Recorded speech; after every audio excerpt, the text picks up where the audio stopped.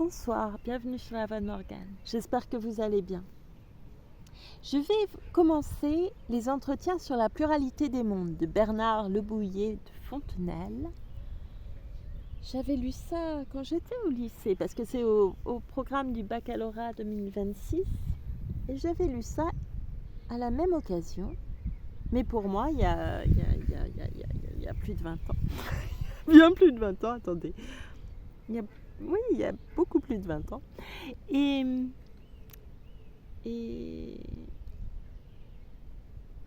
c'était la vulgarisation scientifique pour le bac de français, voilà. Et il y a un joli cormoran, je ne sais pas si vous le voyez. Normalement, il est dans le cadre.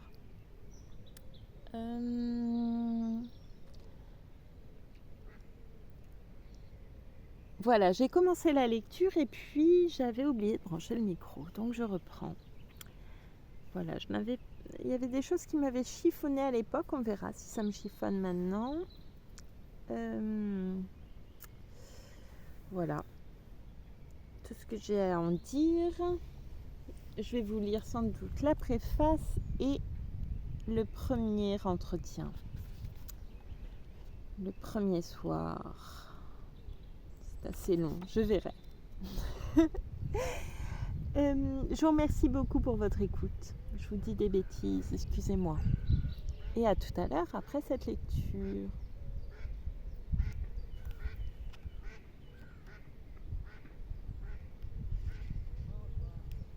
Préface. Je suis à peu près dans le même cas où se trouva Cicéron, lorsqu'il entreprit de mettre en sa langue des matières de philosophie qui jusque-là n'avaient été traitées qu'en grec. Il nous apprend qu'on disait que ces ouvrages seraient fort inutiles, parce que ceux qui aimaient la philosophie, s'étant bien donné la peine de la chercher dans les livres grecs, négligeraient après cela de la voir dans les livres latins, qui ne seraient pas originaux, et que ceux qui n'avaient pas de goût pour la philosophie ne se souciaient de la voir ni en latin ni en grec. À cela, il répond qu'il arriverait tout le contraire, que ceux qui n'étaient pas philosophes seraient tentés de le devenir par la facilité de lire les livres latins, et que ceux qui l'étaient déjà par la lecture des livres grecs seraient bien aises de voir comment ces choses-là avaient été maniées en latin. Cicéron avait raison de parler ainsi. L'excellence de son génie et la grande réputation qu'il avait déjà acquise lui garantissaient le succès de cette nouvelle sorte d'ouvrage qu'il donnait au public. Mais moi, je suis bien éloignée d'avoir les mêmes sujets de confiance dans une entreprise presque pareille à la sienne. J'ai voulu traiter la philosophie d'une manière qui ne fut point philosophique. J'ai tâché de la mener à un point où elle ne fut ni trop sèche pour les gens du monde, ni trop badine pour les savants. Mais si on me dit, à peu près comme à Cicéron, qu'un pareil ouvrage n'est propre ni aux savants, qui n'y peuvent rien apprendre, ni aux gens du monde, qui n'auront point d'envie d'y rien apprendre, je n'ai garde de répondre ce qu'il répondit. Il se peut bien faire qu'en cherchant un milieu où la philosophie convainc à tout le monde, j'en ai trouvé un où elle ne convienne à personne. Les milieux sont trop difficiles à tenir et je ne crois pas qu'ils me prennent envie de me mettre une seconde fois dans la même peine. Je dois avertir ceux qui liront ce livre et qui ont quelque connaissance de la physique que je n'ai point du tout prétendu les instruire, mais seulement les divertir en leur présentant d'une manière un peu plus agréable et plus égayée ce qu'ils savent déjà plus solidement. Et j'avertis ceux pour qui ces matières sont nouvelles que j'ai cru pouvoir les instruire et les divertir tout ensemble. Les premiers iront contre mon intention s'ils cherchent ici de l'utilité, et les seconds s'ils ne cherchent que de l'agrément. Je ne m'amuserai point à dire que j'ai choisi dans toute la philosophie la matière la plus capable de piquer la curiosité. Il semble que rien ne devrait nous intéresser davantage que de savoir comment est fait ce monde que nous habitons, s'il y a d'autres mondes semblables et qui soient habités aussi. Mais après tout, s'inquiète de tout cela qui veut. Ceux qui ont des pensées à perdre les peuvent perdre sur ces sortes de sujets, mais tout le monde n'est pas en état de faire cette dépense inutile. J'ai mis dans ces entretiens une femme que l'on instruit et qui n'a jamais ouï parler de ces choses-là, J'ai cru que cette fiction me servirait à rendre l'ouvrage plus susceptible d'agrément et à encourager les dames par l'exemple d'une femme qui, ne sortant jamais des bornes d'une personne qui n'a nulle teinture de science, ne laisse pas d'entendre ce qu'on lui dit et de ranger dans sa tête sans confusion les tourbillons et les mondes. Pourquoi des femmes céderaient-elles à cette marquise imaginaire qui ne conçoit que ce qu'elle ne peut se dispenser de concevoir ? À la vérité, elle s'applique un peu. Mais qu'est-ce ici que s'appliquer ? Ce n'est pas pénétrer à force de méditation une chose obscure d'elle-même, ou expliquer obscurément. C'est seulement ne point lire sans se représenter nettement ce qu'on lit. Je ne demande aux dames, pour tout ce système de philosophie, que la même application qu'il faut donner à la princesse de Clèves, si on veut en suivre bien l'intrigue et en connaître toute la beauté. Il est vrai que les idées de ce livre-ci sont moins familières à la plupart des femmes que celles de la princesse de Clèves, mais elles n'en sont pas plus obscures, et je suis sûre qu'à une seconde lecture tout au plus, il ne leur en sera rien échappé. Oui, je suis sûre que les femmes comprendront. Pardon.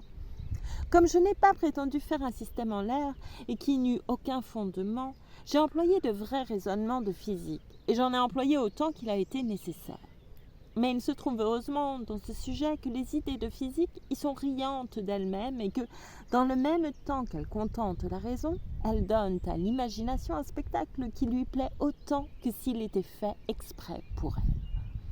Quand j'ai trouvé quelques morceaux qui n'étaient pas tout à fait de cette espèce, je leur ai donné des ornements étrangers.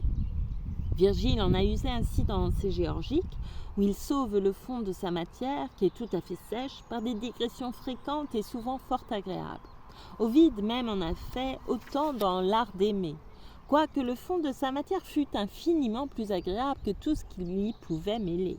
Apparemment, il a cru qu'il était ennuyeux de parler toujours d'une même chose, fût-ce de préceptes de galanterie. Pour moi, qui avais plus de besoin que lui du secours des digressions, je ne m'en suis pourtant servi qu'avec assez de ménagement. Je les ai autorisées par la liberté naturelle de la conversation. Je ne les ai placées que dans des endroits où j'ai cru qu'on serait bien aise de les trouver. J'en ai mis la plus grande partie dans les commencements de l'ouvrage, parce qu'alors l'esprit n'est pas encore assez accoutumé aux idées principales que je lui offre. Enfin, je les ai prises dans mon sujet même, ou assez proche de mon sujet. Je n'ai rien voulu imaginer sur les habitants des mondes qui fût entièrement impossible et chimérique. J'ai tâché de dire tout ce qu'on en pouvait penser raisonnablement, et les visions mêmes que j'ai ajoutées à cela ont quelques fondements réels. Le vrai et le faux sont mêlés ici, mais ils y sont toujours aisés à distinguer. Je n'entreprends point de justifier un composé si bizarre, c'est là le point le plus important de cet ouvrage, et c'est cela justement dont je ne puis rendre raison. Il ne me reste plus dans cette préface qu'à parler à une sorte de personnes, mais ce seront peut-être les plus difficiles à contenter, non que l'on ait à leur donner de fort bonnes raisons, mais parce qu'ils ont le privilège de ne pas se payer, s'ils ne le veulent, de toutes les raisons qui sont bonnes. Ce sont les gens scrupuleux qui pourront s'imaginer qu'il y a du danger par rapport à la religion à mettre des habitants ailleurs que sur la terre. Je respecte jusqu'aux délicatesses excessives que l'on a faites sur le fait de la religion, et celle-là même que je l'aurais respectée au point de ne la vouloir pas choquer dans cet ouvrage, si elle était contraire à mon sentiment. Mais ce qui va peut-être vous paraître surprenant, elle ne regarde pas seulement ce système où je remplis d'habitants une infinité de mondes. Il ne faut que démêler une petite erreur d'imagination. Quand on vous dit que la Lune est habitée, vous vous y représentez aussitôt des hommes faits comme nous. Et puis, si vous êtes un peu théologien, vous voilà plein de difficultés. La postérité d'Adam n'a pas pu s'étendre jusque dans la Lune, ni envoyer des colonies en ce pays-là. Les hommes qui sont dans la Lune ne sont donc pas fils d'Adam. Or, il serait embarrassant, dans la théologie, qu'il y eût des hommes qui ne descendissent pas de lui. Il n'est pas besoin d'en dire davantage. Toutes les difficultés imaginables se réduisent à cela. Et les termes qu'il faudrait employer dans une plus longue explication sont trop dignes de respect pour être mis dans un livre aussi peu grave que celui-ci. L'objection roule donc tout entière sur les hommes de la Lune, mais ce sont eux qui la font, à qui il plaît de mettre des hommes dans la Lune. Moi, je n'y en mets point. J'y mets des habitants qui ne sont point du tout des hommes. Que sont-ils donc? Je ne les ai point vus, ce n'est pas pour les avoir vus que j'en parle. Et ne soupçonnez pas que ce soit une défaite dont je me serve pour éluder votre objection que de dire qu'il n'y a point d'homme dans la lune. Vous verrez qu'il est impossible qu'il y en ait selon l'idée que j'ai de la diversité infinie que la nature doit avoir mise dans ses ouvrages. Cette idée règne dans tout le livre, et elle ne peut être contestée d'aucun philosophe. Ainsi, je crois que je n'entendrai faire cette objection qu'à ceux qui parleront de ces entretiens sans les avoir lus. Mais est-ce un sujet de me rassurer? Non. C'en étant au contraire très légitime de craindre que l'objection ne me soit faite de bien des endroits. À Monsieur L. Vous voulez, monsieur, que je vous rende un compte exact de la manière dont j'ai passé mon temps à la campagne chez Madame la Marquise de G. Savez-vous bien que ce compte exact sera un livre? Et ce qu'il y a de pis, un livre de philosophie? Vous vous attendez à des fêtes, à des parties de jeux ou de chasse, et vous aurez des planètes, des mondes, des tourbillons. Il n'a presque été question que de ces choses-là. Heureusement, vous êtes philosophe, et vous ne vous en moquerez pas tant qu'un autre. Peut-être même serez-vous bien aise que j'ai attiré Madame la Marquise dans le parti de la philosophie. Nous ne pouvions faire une acquisition plus considérable, car je compte que la beauté et la jeunesse sont toujours des choses d'un grand prix.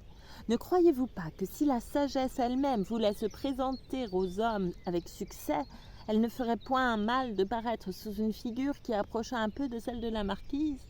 Surtout si elle pouvait avoir dans sa conversation les mêmes agréments. Je suis persuadée que tout le monde courrait après la sagesse. Ne vous attendez pourtant pas à entendre des merveilles quand je vous ferai le récit des entretiens que j'ai eus avec cette dame. Il faudrait presque avoir autant d'esprit qu'elle pour répéter ce qu'elle dit de la manière dont elle l'a dit. Dont elle l'a dit. Vous lui verrez seulement cette vivacité d'intelligence que vous lui connaissez. Pour moi, je la tiens savante, à cause de l'extrême facilité qu'elle aurait à le devenir. Qu'est-ce qui lui manque? D'avoir ouvert les yeux sur des livres. Cela n'est rien, et bien des gens l'ont fait toute leur vie, à qui je refuserais, si j'osais, le nom de savant. Au reste, monsieur, vous m'aurez une obligation. Je sais bien qu'avant d'entrer dans le détail des conversations que j'ai eues avec la marquise, je serai en droit de vous décrire le château où elle était allée passer l'automne. On a souvent décrit des châteaux pour de moindres occasions. Mais je vous ferai grâce sur cela. Il suffit que vous sachiez que quand j'arrivai chez elle, je n'y trouvai point de compagnie et que j'en fus fort aise. Les 2 premiers jours n'eurent rien de remarquable. Ils se passèrent à épuiser les nouvelles de Paris d'où je venais, mais ensuite vinrent ces entretiens dont je veux vous faire part. Je vous les diviserai par soir, parce qu'effectivement nous n'eûmes de ces entretiens que les soirs. Premier soir. Que la Terre est une planète qui tourne sur elle-même et autour du Soleil. Nous allâmes donc un soir après souper nous promener dans le parc. Il faisait un frais délicieux qui nous récompensait d'une journée fort chaude que nous avions essuyée. La lune était levée, il y avait peut-être 1 heure, et ses rayons qui ne venaient à nous qu'entre les branches des arbres faisaient un agréable mélange d'un blanc fort vif avec tout ce vert qui paraissait noir. Il n'y avait pas un nuage qui dérobât ou qui obscurcît la moindre étoile. Elles étaient toutes d'un or pur et éclatant, et qui était encore relevé par le fond bleu où elles sont attachées. Ce spectacle me fit rêver. Et peut-être, sans la marquise, eussé-je rêvé assez longtemps. Mais la présence d'une si aimable dame ne me permit pas de m'abandonner à la lune et aux étoiles. Ne trouvez-vous pas, lui dis-je, que le jour même n'est pas si beau qu'une belle nuit? Oui, me répondit-elle. La beauté du jour est comme une beauté blonde qui a plus de brillant, mais la beauté de la nuit est une beauté brune qui est plus touchante. Vous êtes bien généreuse, repris-je, de donner cet avantage aux brunes, vous qui ne l'êtes pas. Il est pourtant vrai que le jour est ce qu'il y a de plus beau dans la nature et que les héroïnes de romans, qui sont ce qu'il y a de plus beau dans l'imagination, sont presque toujours blondes. Ce n'est rien que la beauté, répliqua-t-elle, si elle ne touche. Avouez que le jour ne vous eût jamais jeté dans une rêverie aussi douce que celle où je vous ai vu près de tomber tout à l'heure à la vue de cette belle nuit. J'en conviens, répondis-je. Mais en récompense, une blonde comme vous me ferait encore mieux rêver que la plus belle nuit du monde avec toute sa beauté brute. Quand cela serait vrai, répliqua-t-elle, je ne m'en contenterais pas.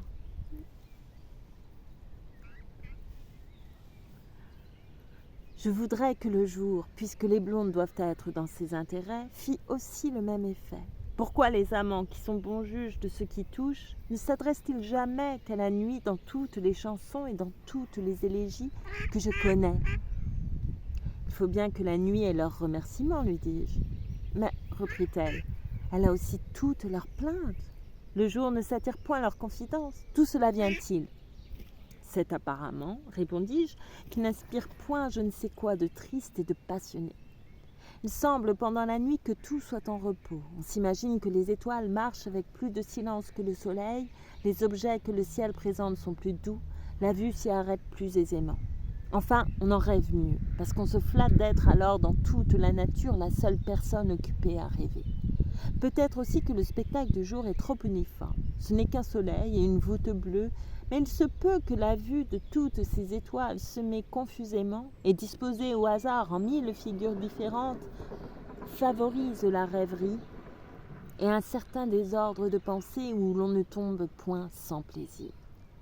J'ai toujours senti ce que vous me dites, reprit-elle. J'aime les étoiles et je me plaindrais volontiers du soleil qui nous les efface. Ah, m'écriai-je, je ne puis lui pardonner de me faire perdre de vue tous ces mondes. Qu'appelez-vous tous ces mondes ? Me dit-elle en me regardant et en se tournant vers moi. Je vous demande pardon, répondis-je. Vous m'avez mis sur ma folie et aussitôt mon imagination s'est échappée. Quelle est donc cette folie ? Reprit-elle. Hélas, répliquai-je, je suis bien fâchée qu'il faille vous l'avouer. Je me suis mis dans la tête que chaque étoile pourrait bien être un monde. Je ne jurerais pourtant pas que cela fût vrai, mais je le tiens pour vrai, parce qu'il me fait plaisir à croire. C'est une idée qui me plaît et qui s'est placée dans mon esprit d'une manière riante. Selon moi, il n'y a pas jusqu'aux vérités à qui l'agrément ne soit nécessaire. Eh bien, reprit-elle, puisque votre folie est si agréable, donnez-la moi. Je croirai sur les étoiles tout ce que vous voudrez, pourvu que j'y trouve du plaisir. Ah, madame, répondis-je bien vite, ce n'est pas un plaisir comme celui que vous auriez à une comédie de Molière, c'en est un qui est je ne sais où, dans la raison, et qui ne fait rire que l'esprit. Quoi donc ? Reprit-elle. Croyez-vous qu'on soit incapable des plaisirs qui ne sont que dans la raison ? Je veux tout à l'heure vous faire voir le contraire. Apprenez-moi vos étoiles. Non, répliquai-je, il ne me sera point reproché que dans un bois, à 10 heures du soir, j'ai parlé de philosophie à la plus aimable personne que je connaisse. Cherchez ailleurs vos philosophes. J'eus beau me défendre encore quelque temps sur ce ton-là, il fallut céder. Je lui fis du moins promettre, pour mon honneur, qu'elle me garderait le secret, et quand je fus hors d'état de m'en pouvoir dédire et que je voulus parler, je vis que je ne savais pas où commencer mon discours. Car avec une personne comme elle, qui ne savait rien en matière de physique, il fallait prendre les choses de bien loin pour lui prouver que la Terre pouvait être une planète, et les planètes autant de terres, et toutes les étoiles autant de soleils qui éclairaient des mondes. J'en revenais toujours à lui dire qu'il aurait mieux valu s'entretenir de bagatelles, comme toute personne raisonnable aurait fait en notre place. À la fin, cependant, pour lui donner une idée générale de la philosophie, voici par où je commençais. Toute la philosophie, lui dis-je, n'est fondée que sur deux choses, sur ce qu'on a à l'esprit curieux et les yeux mauvais. Car si vous aviez des yeux meilleurs que vous ne les avez, vous verriez bien si les étoiles sont des soleils qui éclairent autant de mondes, ou si elles n'en sont pas. Et si d'un autre côté vous étiez moins curieuse, vous ne vous soucieriez pas de le savoir, ce qui reviendrait au même. Mais on veut savoir plus qu'on ne voit. C'est là la difficulté. Encore, si ce qu'on voit, on le voyait bien, ce serait toujours autant de connu. Mais on le voit tout autrement qu'il n'est. Ainsi, les vrais philosophes passent leur vie à ne point croire ce qu'ils voient et à tâcher de deviner ce qu'ils ne voient point. Et cette condition n'est pas, ce me semble, trop à envier. Sur cela, je me figure toujours que la nature est un grand spectacle qui ressemble à celui de l'opéra. Du lieu où vous êtes à l'opéra, vous ne voyez pas le théâtre tout à fait comme il est. On a disposé les décorations et les machines pour faire de loin un effet agréable. et on cache à votre vue ces roues et ces contrepoids qui font tous les mouvements. Aussi ne vous embarrassez-vous guère de deviner comment tout cela joue. Il n'y a peut-être que quelques machinistes cachés dans le parterre qui s'inquiètent d'un vol qui lui aura paru extraordinaire et qui veut absolument démêler comment ce vol a été exécuté. Vous voyez bien que ce machiniste-là est assez fait comme les philosophes. Mais ce qui, à l'égard des philosophes, augmente la difficulté, c'est que dans les machines que la nature présente à nos yeux, les cordes sont parfaitement bien cachées. Et elles le sont si bien qu'on a été longtemps à deviner ce qui causait les mouvements de l'univers. Car représentez-vous tous les sages à l'opéra, ces Pythagore, ces Platon, ces Aristote, et tous ces gens dont le nom fait aujourd'hui tant de bruit à nos oreilles. Supposons qu'ils voyaient le vol de Phaéton que les vents enlèvent, qu'ils ne pouvaient découvrir les cordes et qu'ils ne savaient point comment le derrière du théâtre était disposé. L'un d'eux disait « C'est une certaine vertu secrète qui enlève Phaéton ». L'autre « Phaéton est composé de certains nombres qui le font monter ». L'autre « Phaéton a une certaine amitié pour le haut du théâtre, il n'est point à son aise quand il n'y est pas ».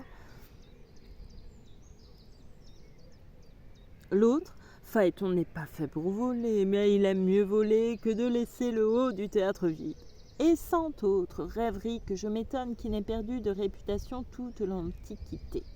À la fin des cartes, et quelques autres modernes sont venus qui ont dit « Phaéton monte parce qu'il est tiré par des cordes et qu'un poids plus pesant que lui descend. » Ainsi, on ne croit plus qu'un corps se remue s'il n'est tiré, ou plutôt poussé par un autre corps. On ne croit plus qu'il monte ou qu'il descende, si ce n'est par l'effet d'un contrepoids ou d'un ressort.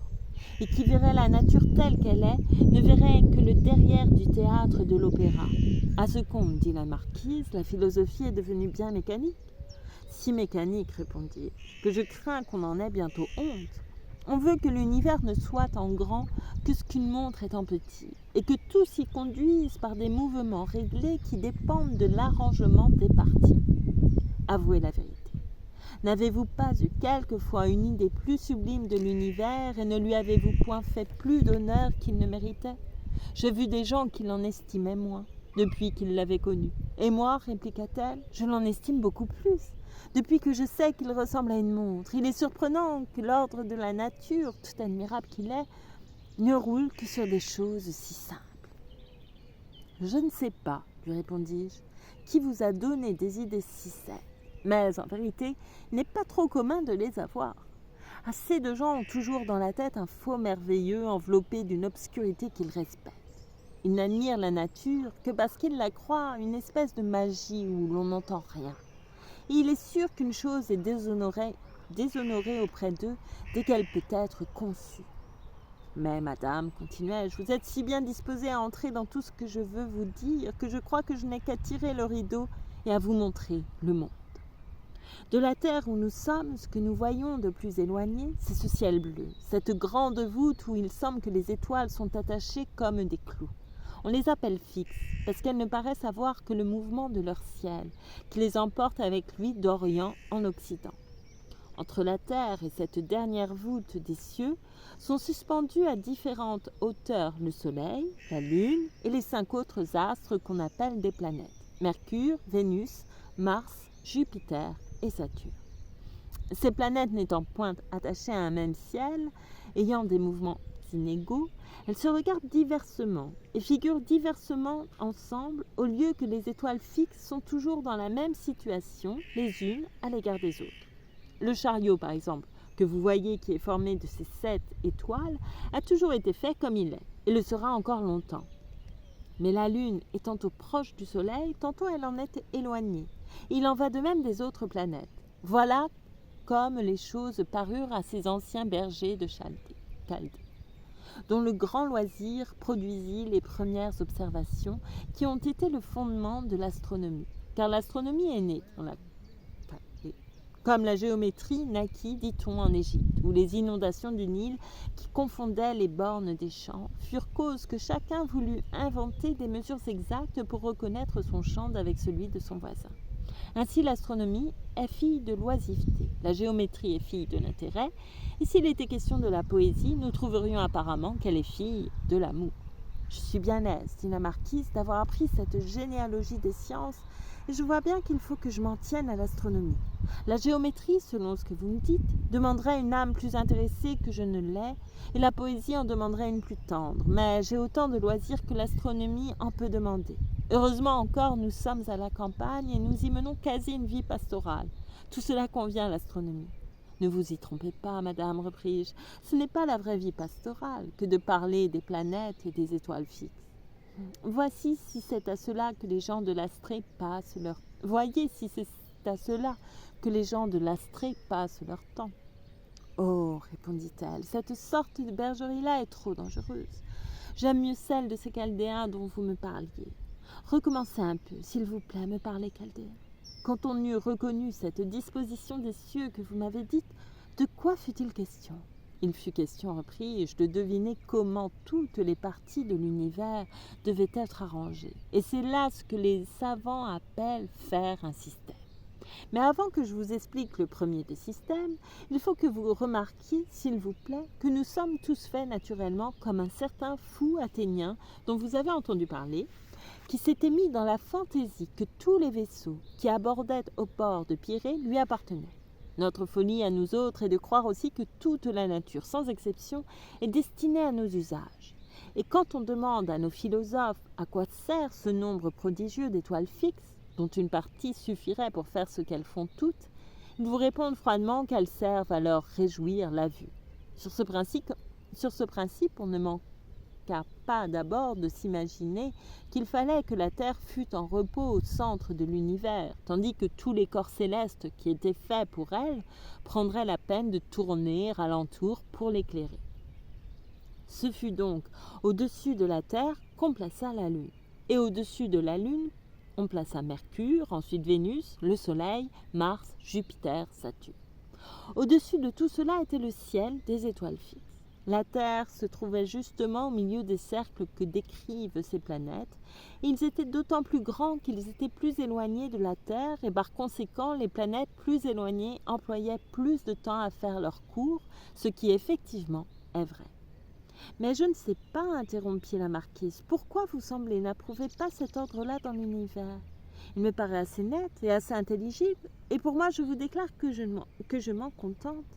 Je puis me vanter, répliquai-je, que je vous adoucis bien tout ce système.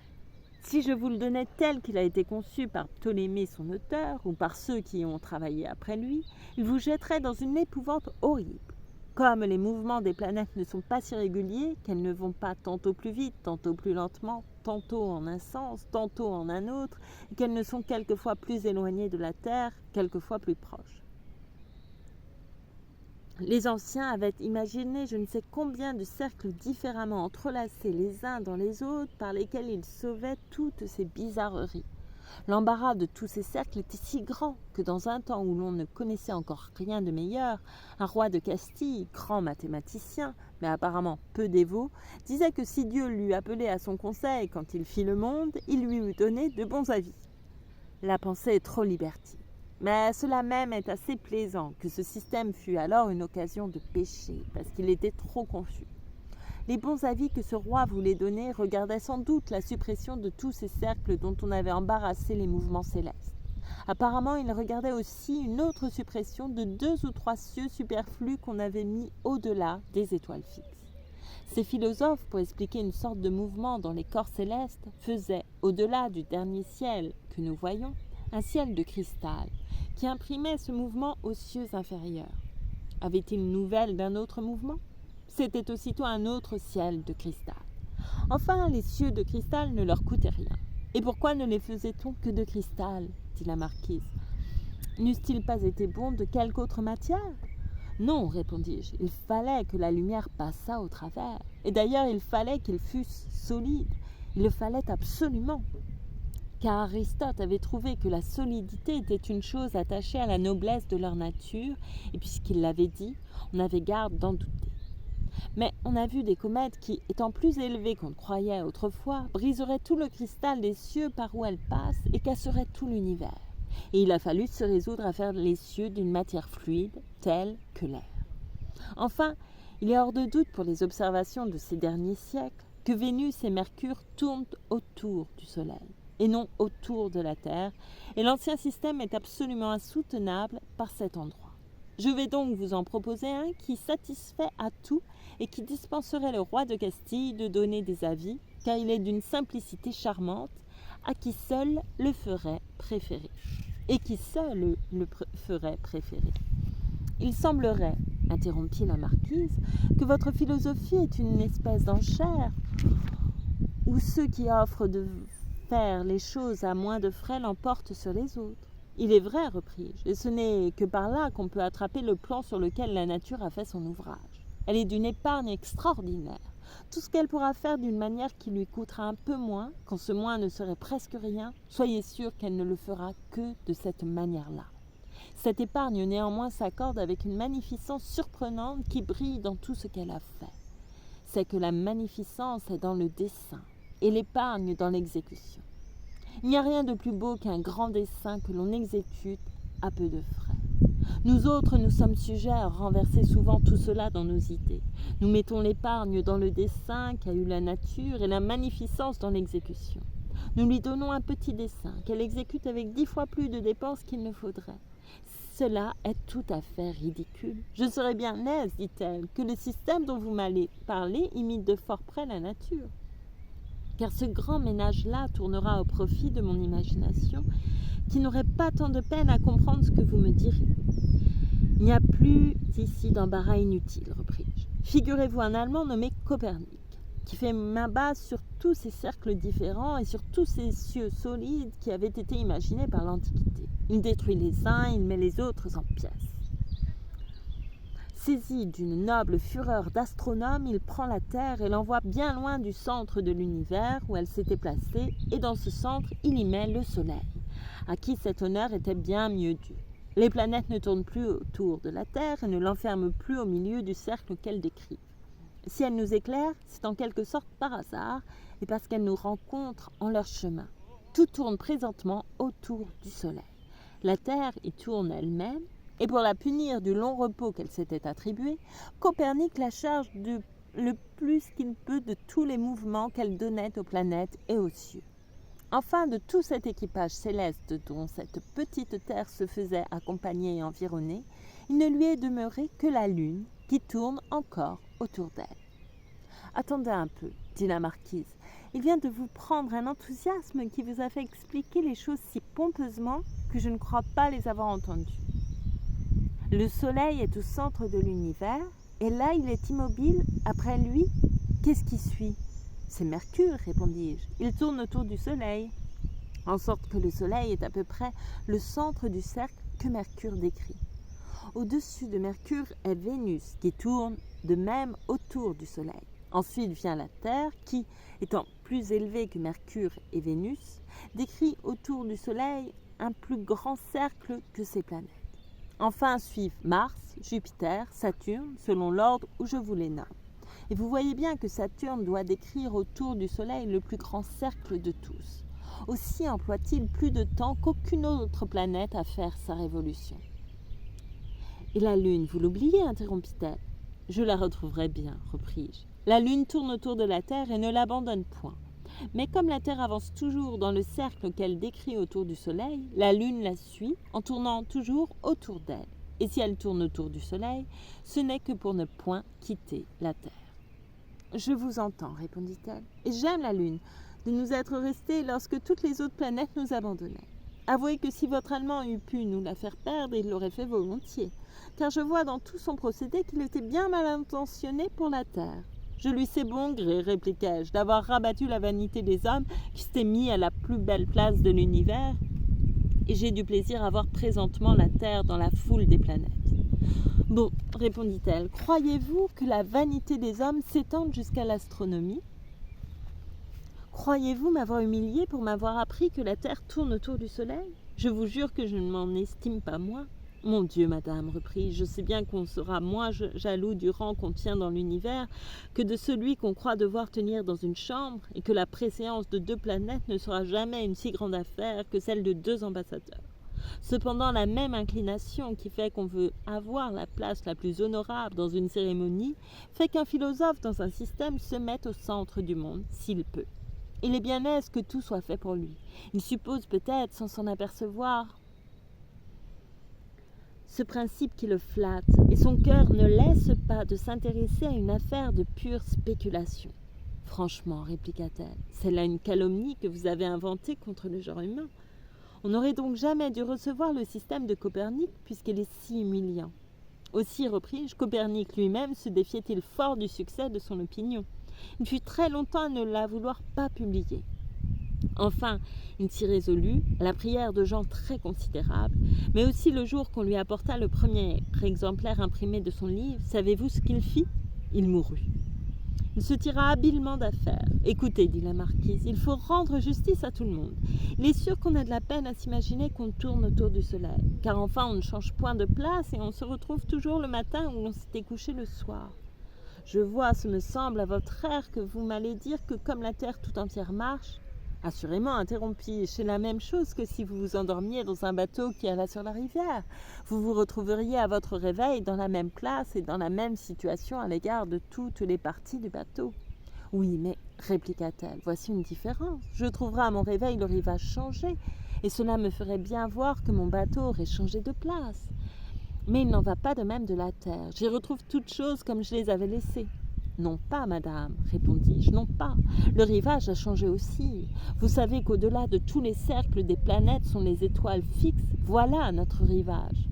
Je suis sur la Terre et la Terre décrit un grand cercle autour du Soleil.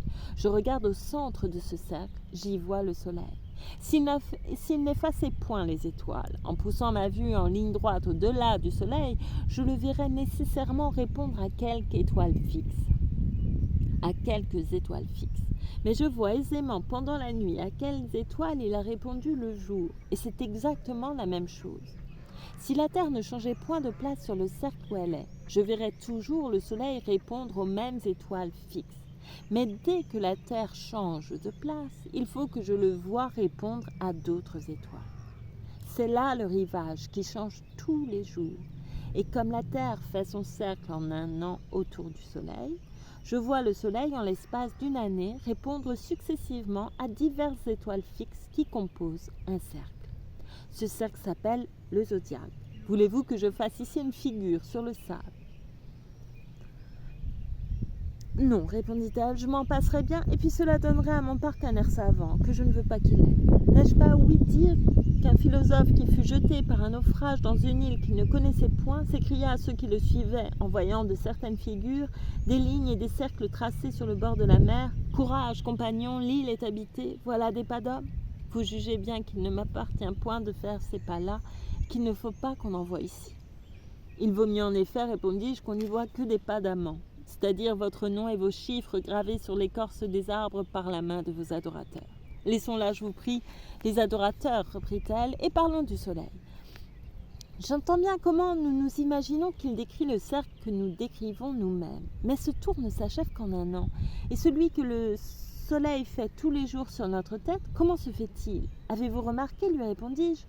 Avez-vous remarqué, lui répondis-je, qu'une boule qui roulerait sur cette allée aurait deux mouvements. Elle irait vers le bout de l'allée et en même temps, elle tournerait plusieurs fois sur elle-même, en sorte que la partie de cette boule qui est en haut descendrait et que celle d'en bas monterait en haut. La Terre fait la même chose. Dans le temps qu'elle avance sur le cercle qu'elle décrit en un an autour du Soleil, elle tourne sur elle-même en 24 heures. Ainsi, en 24 heures, chaque partie de la Terre perd le Soleil et le recouvre. Et à mesure qu'en tournant on va vers le côté où est le Soleil, il semble qu'il s'élève. Et quand on commence à s'en éloigner, en continuant le tour, il semble qu'il s'abaisse.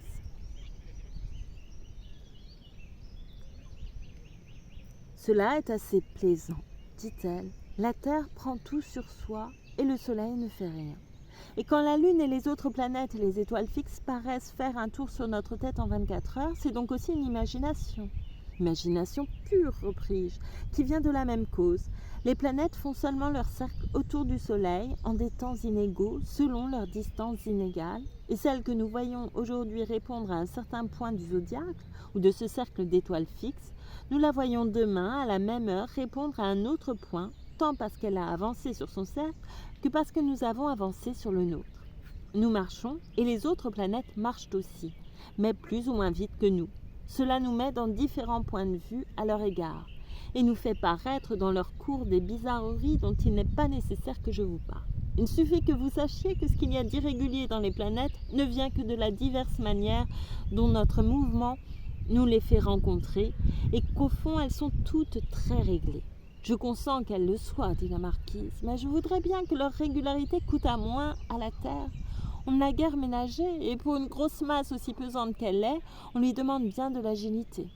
Mais, lui répondis-je, aimeriez-vous mieux que le Soleil et tous les autres astres qui sont de très grands corps fissent en 24 heures autour de la Terre un tour immense, que les étoiles fixes qui seraient dans le plus grand cercle parcourussent en un jour plus de 27 660 fois 200 millions de lieues? Car il faut que tout cela arrive si la Terre ne tourne pas sur elle-même en 24 heures. En vérité, il est bien plus raisonnable qu'elle fasse ce tour, qui n'est tout au plus que de 9000 lieues. Vous voyez bien que 9000 lieues, en comparaison de l'horrible nombre que je viens de vous dire, ne sont qu'une bagatelle. Oh, répliqua la marquise, le soleil et les astres sont tout de feu. Le mouvement ne leur coûte rien. Mais la Terre ne paraît guère portative. Et croiriez-vous, repris-je, si vous n'en aviez l'expérience, que ce fût quelque chose de bien portatif, qu'un gros navire monté de 150 pièces de canon, chargé de plus de 3000 hommes et d'une très grande quantité de marchandises? Cependant, il ne faut qu'un petit souffle de vent pour le faire aller sur l'eau, parce que l'eau est liquide et que, se laissant diviser avec facilité, elle résiste peu au mouvement du navire. Ou s'il est au milieu d'une rivière, il suivra sans peine le fil de l'eau, parce qu'il n'y a rien qui le retienne. Ainsi la Terre, toute massive qu'elle est aisément portée au milieu de la matière céleste, qui est infiniment plus fluide que l'eau et qui remplit tout ce grand espace où nagent les planètes. Et où faudrait-il que la Terre fût cramponnée pour résister au mouvement de cette matière céleste et ne pas s'y laisser emporter? C'est comme si une petite boule de bois pouvait ne pas suivre le courant d'une rivière. Mais, répliqua-t-elle encore, comment la Terre, avec tout son poids, se soutient-elle sur votre matière céleste qui doit être bien légère, puisqu'elle est si fluide? Ce n'est pas à dire, répondis-je, que ce qui est fluide en soit plus léger. Que dites-vous de notre gros vaisseau, qui avec tout son poids est plus léger que l'eau, puisqu'il y surnage? Je ne veux plus vous dire rien, dit-elle, comme en colère, tant que vous aurez le gros vaisseau. Mais m'assurez-vous bien qu'il n'y ait rien à craindre sur une pirouette aussi légère que vous me faites la Terre? Eh bien, lui répondis-je, faisons porter la Terre par 4 éléphants, comme font les Indiens. Voici bien un autre système, s'écria-t-elle. Du moins, j'aime ces gens-là d'avoir pourvu à leur sûreté et fait de bons fondements, au lieu que nous autres coperniciens, nous sommes assez inconsidérés pour vouloir bien nager à l'aventure dans cette matière céleste. Je gage que si les Indiens savaient que la Terre fût le moins du monde en péril de se mouvoir, ils doubleraient les éléphants. Cela le mériterait bien, repris-je, en riant de sa pensée. Il ne faut point s'épargner les éléphants pour dormir en assurance, et si vous en avez besoin pour cette nuit, nous en mettrons dans notre système autant qu'il vous plaira. Ensuite, nous les retrancherons peu à peu, à mesure que vous vous rassurerez. Sérieusement, reprit-elle, je ne crois pas dès à présent qu'il me soit fort nécessaire, et je me sens assez de courage pour oser tourner. Vous irez encore plus loin, répliqua-je, vous tournerez avec plaisir, et vous vous ferez sur ce système des idées réjouissantes. Quelquefois, par exemple, je me figure que je suis suspendu en l'air, et que j'y demeure sans mouvement pendant que la Terre tourne sous moi en 24 heures. Je vois passer sous mes yeux tous ces visages différents, les uns blancs, les autres noirs, les autres basanés, les autres olivâtres. D'abord, ce sont des chapeaux, et puis des turbans, et puis des têtes chevelues, puis des têtes rases. Tantôt des villes à clochers, tantôt des villes à longues aiguilles qui ont des croissants, tantôt des villes à tours de porcelaine, tantôt de grands pays qui n'ont que des cabanes. Ici des vastes mers, là des déserts épouvantables. Enfin, toute cette variété infinie qui est sur la surface de la terre. En vérité, dit-elle, tout cela mériterait bien que l'on donnât 24 heures de son temps à le voir. Ainsi donc, dans le même lieu où nous sommes à présent, je ne dis pas dans ce parc, mais dans ce même lieu, à le prendre dans l'air, il y passe continuellement d'autres peuples qui prennent notre place. Et au bout de 24 heures, nous y revenons. Copernic, lui répondis-je, ne le comprendrait pas mieux. D'abord, il passera par ici des Anglais qui raisonneront peut-être de quelques desseins de politique avec moins de gaieté que nous ne raisonnons de notre philosophie. Ensuite viendra une grande mer et il se pourra trouver en ce lieu quelques vaisseaux qui n'y sera pas si à son aise que nous. Après cela apparaîtront des Iroquois en mangeant tout vif quelques prisonniers de guerre qui fera semblant de ne s'en pas soucier. Des femmes de la terre de Gesso qui n'emploieront tout leur temps qu'à préparer le repas de leur mari et à se peindre de bleu les lèvres et les sourcils pour plaire aux plus vilains hommes du monde.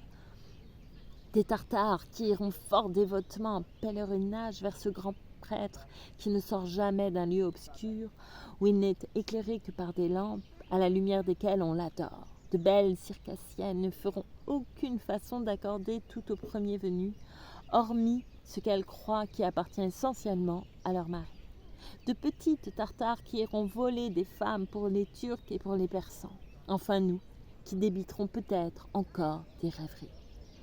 Il est assez plaisant, dit la marquise, d'imaginer ce que vous venez de me dire. Mais si je voyais tout cela d'en haut, je voudrais avoir la liberté de hâter ou d'arrêter le mouvement de la Terre, selon que les objets me plairaient plus ou moins.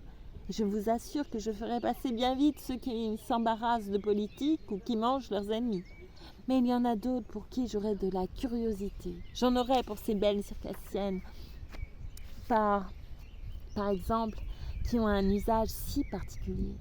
Mais il me vient une difficulté sérieuse. Si la Terre tourne, nous changeons d'air à chaque moment et nous respirons toujours celui d'un autre pays. Nullement, madame, répondis-je. L'air qui environne la Terre ne s'étend que jusqu'à une certaine hauteur, peut-être jusqu'à 20 lieues tout au plus. Il nous suit et tourne avec nous. Vous avez vu quelquefois l'ouvrage d'un ver à soie ou ces coques que ces petits animaux travaillent avec tant d'art pour s'y emprisonner? Elles sont d'une soie fort serrée, mais elles sont couvertes d'un certain duvet fort léger et fort lâche. C'est ainsi que la Terre, qui est assez solide, est couverte depuis sa surface jusqu'à une certaine hauteur d'une espèce de duvet qui est l'air, et toute la coque de verre à soie tourne en même temps. Au-delà de l'air est la matière céleste, incomparablement plus pure, plus subtile, et même plus agitée qu'il n'est. Vous me présentez la Terre sous des idées bien méprisables, dit la marquise. C'est pourtant sur cette coque de verre à soie qu'il se fait de si grands travaux, de si grandes guerres, et qu'il règne de tous côtés une si grande agitation. Oui, répondis-je. Et pendant ce temps-là, la nature, qui n'entre point en connaissance de tous ces petits mouvements particuliers, nous emporte tous ensemble d'un mouvement général, et se joue de la petite boule. Il me semble, reprit-elle, qu'il est ridicule d'être sur quelque chose qui tourne et de se tourmenter tant. Mais le malheur est qu'on n'est pas assuré qu'on tourne, car enfin, à ne vous rien celer, toutes les précautions que vous prenez pour empêcher qu'on ne s'aperçoive du mouvement de la Terre me sont suspectes. Est-il possible qu'il ne laissera pas quelques petites marques sensibles à laquelle on le reconnaisse? Les mouvements les plus naturels, répondis-je, les plus ordinaires sont ceux qui se font le moins sentir. Cela est vrai jusque dans la morale. Le mouvement de l'amour-propre nous est si naturel que le plus souvent nous ne le sentons pas et que nous croyons agir par d'autres principes. « Ah, vous moralisez, dit-elle, quand il est question de physique, cela s'appelle bailler. Retirons-nous, aussi bien en voilà assez pour la première fois. Demain, nous reviendrons ici, vous avec vos systèmes et moi avec mon ignorance. » En retournant au château, je lui dis, pour épuiser la matière des systèmes, qu'il y en avait un troisième inventé par Tycho Brahe qui, voulant absolument que la Terre fût immobile, la plaçait au centre du monde et faisait tourner autour d'elle le Soleil, autour duquel tournaient toutes les autres planètes, parce que depuis les nouvelles découvertes, il n'y avait pas moyen de faire tourner les planètes autour de la Terre. Mais la marquise, qui a le discernement vif et prompt, jugea qu'il y avait trop d'affectation à exempter la Terre de tourner autour du Soleil, puisqu'on n'en pouvait pas exempter tant d'autres grands corps. Que le Soleil n'était plus si propre à tourner autour de la Terre, depuis que toutes les planètes tournaient autour de lui. Que ce système ne pouvait être propre tout au plus qu'à soutenir l'immobilité de la Terre, quand on avait bien envie de la soutenir, et nullement à la persuader. Et enfin, il fut résolu que nous nous en tiendrions à celui de Copernic, qui est plus uniforme et plus riant, et n'a aucun mélange de préjugés. En effet, la simplicité dont il est persuadé et sa hardiesse fait plaisir. Et voilà, c'est la fin du premier soir. Et j'ai un peu froid, pour tout vous dire. Mais la vue est belle.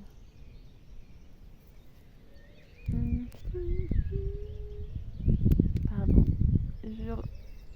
J'essaye de vous montrer ce héron, mais je ne sais pas. Vous le voyez entre les feuilles. Pas du tout. Je vous ai dit un héron, mais c'est pas un héron. Mince. J'ai oublié ce que je vous ai dit tout à l'heure. C'est tout moi. Voilà. Et donc,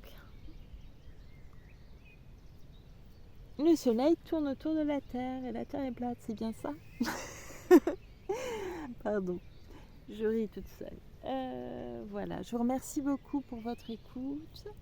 Je vous dis à très bientôt, j'ai froid. Je vous dis à très bientôt pour la suite de cette lecture, tout simplement, et pour d'autres lectures. Merci encore et à bientôt.